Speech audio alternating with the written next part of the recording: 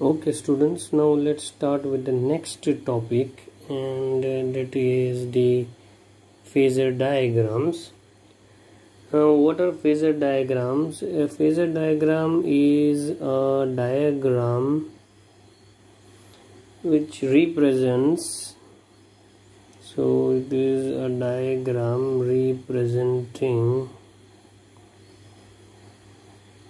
alternating current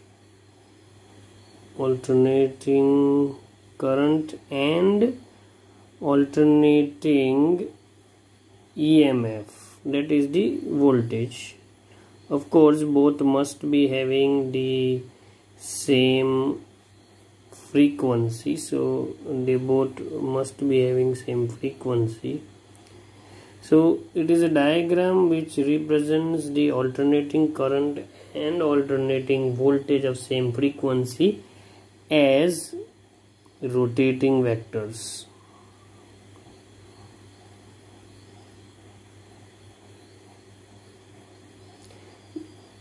With phase angle between them, with phase angle between them. Phase angle between them means between the alternating current and the alternating voltage. So these rotating vectors which we are going to understand now, these are only called phasors. So now for an example, let us say that we have a vector in the Cartesian coordinate system. This is the x-axis and this is the y-axis, and let us say we have a vector A. Then this vector A, which is at some angle, let us say theta over here with the x-axis, then we can have two projections over here. One is the x projection and one is the y projection. The x projection is a cos theta and the y projection is a sin theta. Now when this vector from here, when it will come over here, at that time this will be the value of a sin theta and this will be the value of a cos theta.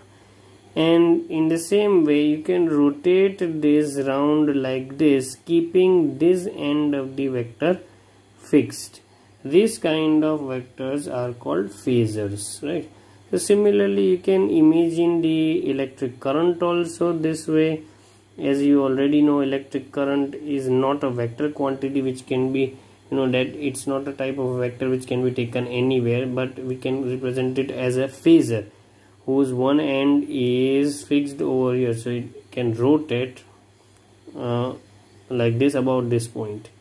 And so let us say we have the phasor of electric current I. Now this is the angle which it makes over here, and this angle theta then will be equal to omega t. So this component which you see over here is the sine component, and let us call this as I naught. So this will be I naught sine omega t. So at this particular instant where the phase angle is omega t, at that time the instantaneous current I will be given by the formula I naught sine omega t. So I hope that this is clear. So this is I naught sine omega. In the same way you can also draw the phasor for the voltage. So that also can be drawn, and that will turn out to be V is equals to V naught sine omega t. If both are having the same phase, then your voltage phasor will also come over here, and you will get V naught sine omega t over. If there is a phase difference, then it will change. You will see in the coming topics that how it changes and how all these things happen.